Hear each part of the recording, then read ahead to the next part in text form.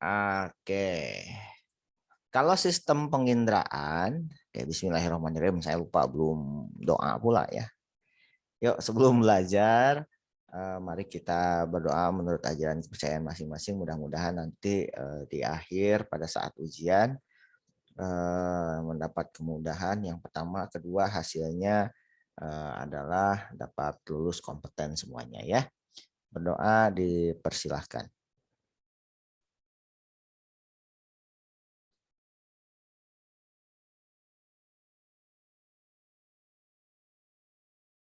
Oke, berdoa selesai. Sistem penginderaan. Kalau penginderaan itu yang sering muncul ini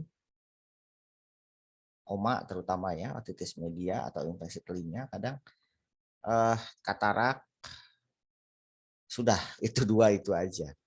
Kalau katarak, masalah keperawatannya yang sering muncul adalah resiko cedera sama gangguan persepsi penglihatan. Oke, kata kuncinya seperti ini. Soalnya contoh, kalau resiko cedera atau ada dua, resiko cedera sama resiko jatuh ya. Ya. Kalau di katarak gini, kalau mau ngambil resiko cedera, biasanya itu terkait kondisi lingkungannya yang tidak memungkinkan, bukan tidak memungkinkan, yang memungkinkan untuk cedera. Kalau gangguan persepsi sensori sudah aktual, dia memang mengalami penurunan visus, penurunan daya pandangnya gitu ya. Kalau resiko cedera, datanya itu lebih banyak ke lingkungan yang bisa mengakibatkan dia cedera. Oke. Nah, biasanya tanda katarak itu yang ditanya tuh ada spotlight, ada titik yang melayang gitu ya di depan mata gitu ya. Ini katarak gitu ya. Kemudian pasca bedah yang ditanya yang selanjutnya.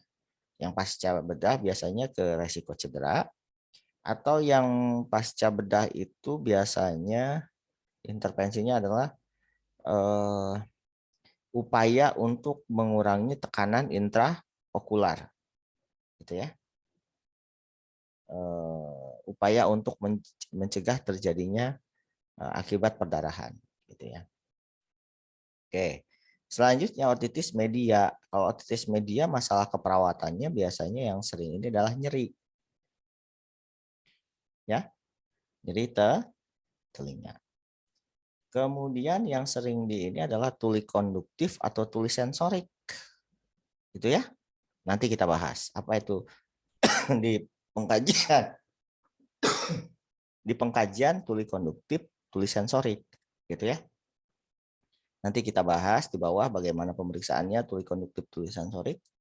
Selain masalah keperawatannya nyeri, gangguan persepsi pendengaran juga. Gangguan persepsi sensori untuk pendengaran. Kalau ada penurunan pendengaran, kayak gitu ya. Oke.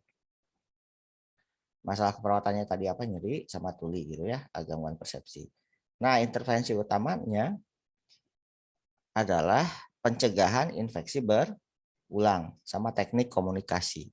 Teknik komunikasinya jawabannya adalah gini.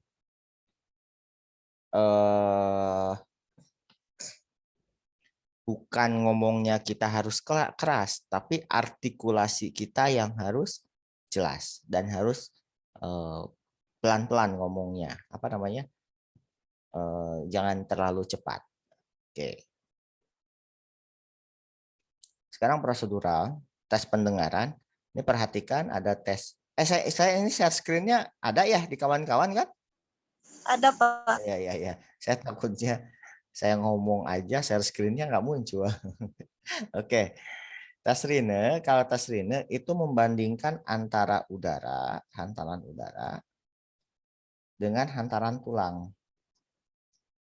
telinga yang yang diperiksa.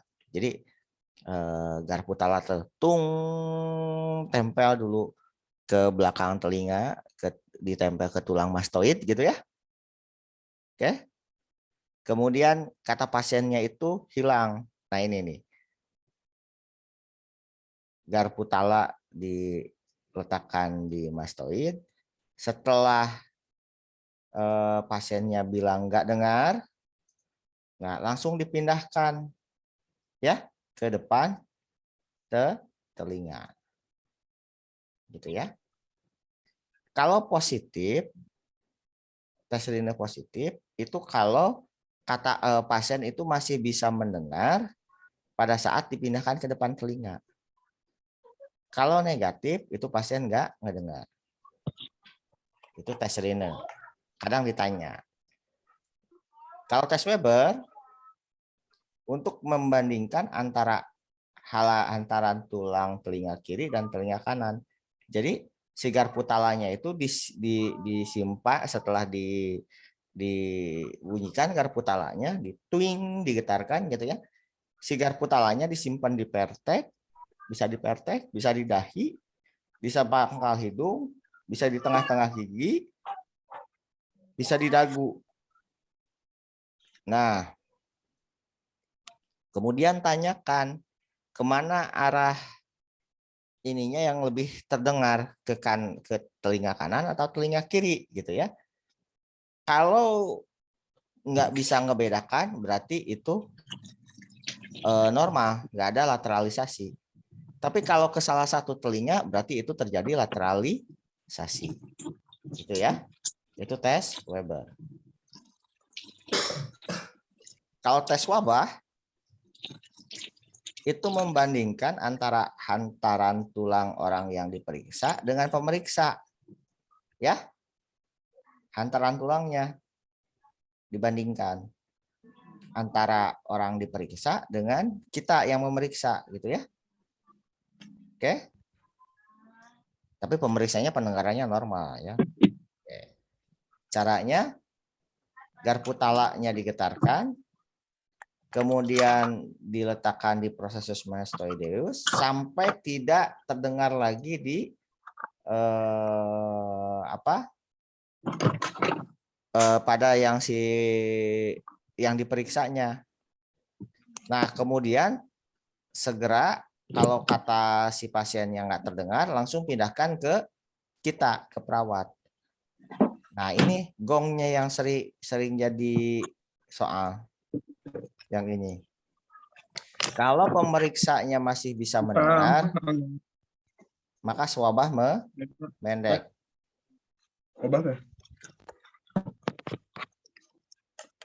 Kalau pemeriksanya nggak mendengar,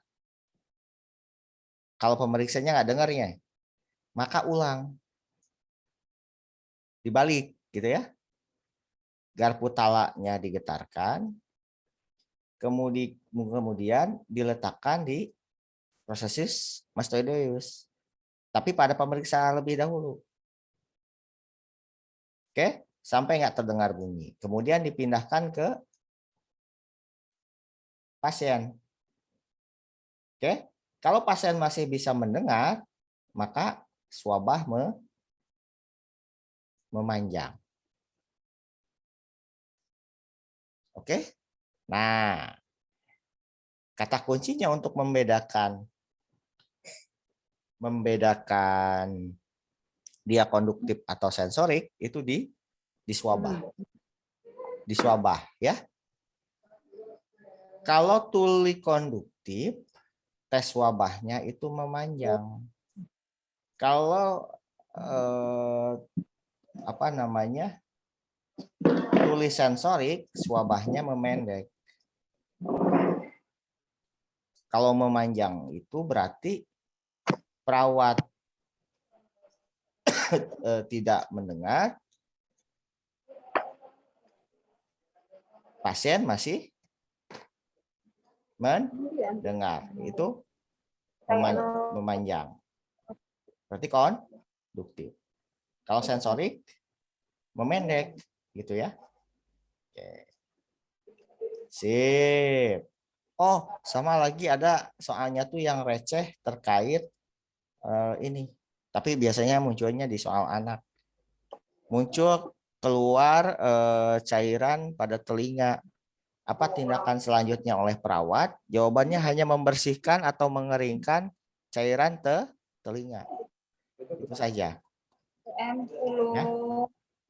Ah, yuk. Sekarang masuk, kita langsung bahas soal ya. Langsung bahas soal. Oke. Sebentar.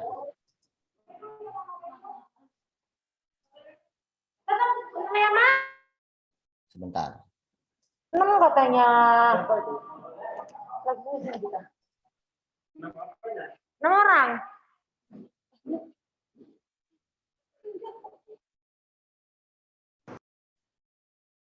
Oke. Apakah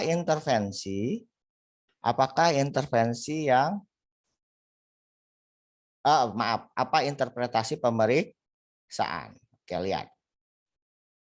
Laki-laki 50 tahun saraf dengan keluhan gangguan pendengaran. Perawat melakukan pemeriksaan pendengaran pasien dengan cara menempelkan garpu tala pada mastoid pasien. Oke. Kemudian hasil pemeriksaan menunjukkan perawat nggak dengar, sedangkan pasien bisa mendengar. Memanjang ya? Kalau memanjang apa tadi? Tuli konduktif. Tapi kalau tuli sensorik, gimana? Memendek. Perawat masih bisa mendengar, tapi pasien sudah tidak bisa mendengar. Itu sensorik. 2. Apakah masalah keperawatan utama? Oke. Laki-laki 60 tahun, poliklinik mata. Keluhan mata sebelah kanan kabur. Oke. Gangguan persepsi sensori ya. Oke. Hasil pengkajian tuh, kalau ada visus menurun, lensa tampak keruh. Nah, walaupun ada ngomong pasien tampak hati-hati berjalan, tapi di sini setelah hitung data, banyaknya datanya ke gangguan persepsi sensori. Kalau resiko cedera, ininya yang paling banyak datanya nanti. Hati-hati berjalan, kemudian ngomongin lingkungan, kayak gitu ya. Jelas? Oke. Kalau nyeri akut jelas lah ya. 3. Apa yang perlu diperhatikan perawat sebagai tanda perkembangan awal katarak? Tadi yang saya bilang, kalau katarak itu ada spot, ada titik-titik yang melayang. Oke. Kemudian, nah kalau mau resiko cedera, seperti ini datanya. Post-op kadang settingnya. Kemudian yang diomongin lingkungan. Tuh kan, lingkungannya kan, lingkungan perawatan, berbagi fasilitas, harus berjalan. Nah, ini resiko cedera. Bisa dipahami nggak? Tipe soal kalau dia mau ngangkat resiko cedera.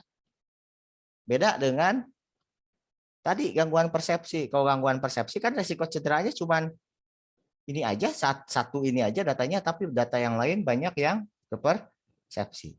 Kalau dia mau ngambil resiko cedera, yang diomongin lingkungan, nah datanya banyak gitu ya. Oke. 5. Tujuan perawatan prioritas. Harus tahu masalah. 65 tahun akan menjalani pembedahan. Dirawat kelas 3. Oh, ini sama ya. Nah, kalau mau jatuh, kalau kalau apa namanya? Jatuh, cedera. Nah, ini sama ya. Cuman tujuannya ya.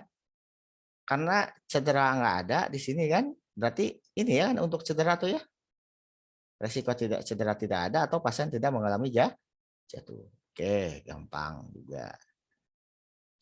Apa masalah keperawatan utama? Ini mah soal favorit kalian ya. Kalau ada skala 7 ya, udah jelas. Jadi akut. Ya, mudah. Silahkan. Saya ada ngirim soal 60 ya. KMB. Ada yang 60 soal? Di Edmodo. Sebentar, saya tunjukkan. Ada Pak. Nah, itu. KMB 1, 2 kalau nggak salah. KMB 1 sama 2. Ya, KMB 1 dulu ya. Dikerjakan ya. Ada 60 soal kan? Siap. Sekarang Pak.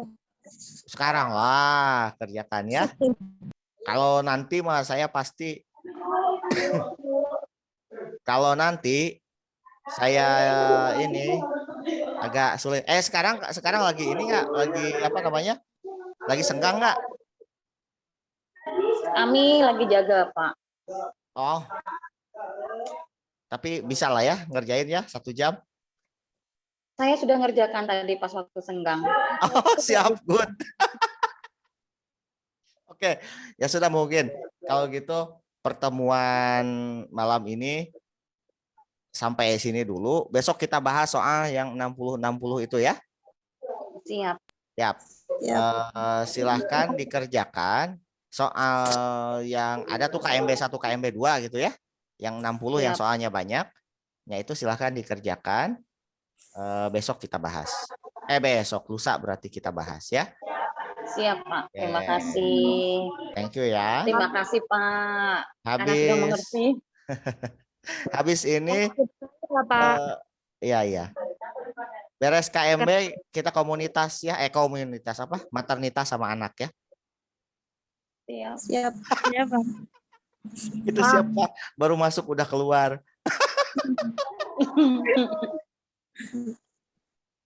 Aduh, sorry telat. Masalahnya udah persepsi sensori ya tuh, persepsi sensori masih sedikit. Dan udah habis materi KMB. Kita maju ke anak sama maternitas. Oke, ada yang ditanyakan? Pak, mohon maaf bertanya. Kenapa saya itu selalu ini ya Pak? Antara apa sih yang fisioterapi dada sama batu efektif itu selalu tertukar. Oh, gini kuncinya.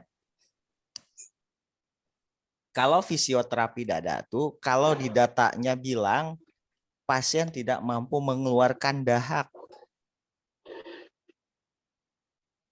itu pasti jawabannya fisioterapi dada. Bisa dimengerti? Kalau batuk efektif, itu batuknya produktif. Kalau batuk produktif berarti bisa mengeluarkan dahak kan pasiennya? Iya Pak. Nah, maka jawabannya batuk efektif. Oh iya, saya selalu tertibnya di situ. Ya, gitu ya. Jadi kalau tidak dibilangnya pasien tidak mampu mengeluarkan dahak, udah jelas fisioterapi dada. Oke. Siap? Dah? Siap. Ya. Ada lagi? Ya, terima kasih Pak. Oke, thank you. Besok Pak. Sip. Kerjain ya 2 ya, berarti total 120 soal tuh. Silakan. Saya salah 20 itu Pak. Alhamdulillah. Karena ada yang maksudnya belum diajarin, jadi saya nggak ada yang nggak mudeng karena memang belum belajar sama sekali gitu ya. Oke. Ya. Itu harus apa namanya? Pakai logika umum itu. Siap. Nah itu dia. Yeah. Sambil ada pasien sambil ngerjakan. Jadi nggak konsen. Nggak apa-apa, bagus. Oke. Itu ya. Selamat mengerjakan. Saya tutup malam ini. Nggak apa-apa, cuman sebentar ya, ada masalahnya bahasanya cuman 1 lagi. Kalau kita maju ke maternitas ke anak, nanti nggak mudeng. Lain lagi caranya. Oke, thank you semuanya. Assalamualaikum warahmatullahi wabarakatuh. Waalaikumsalam.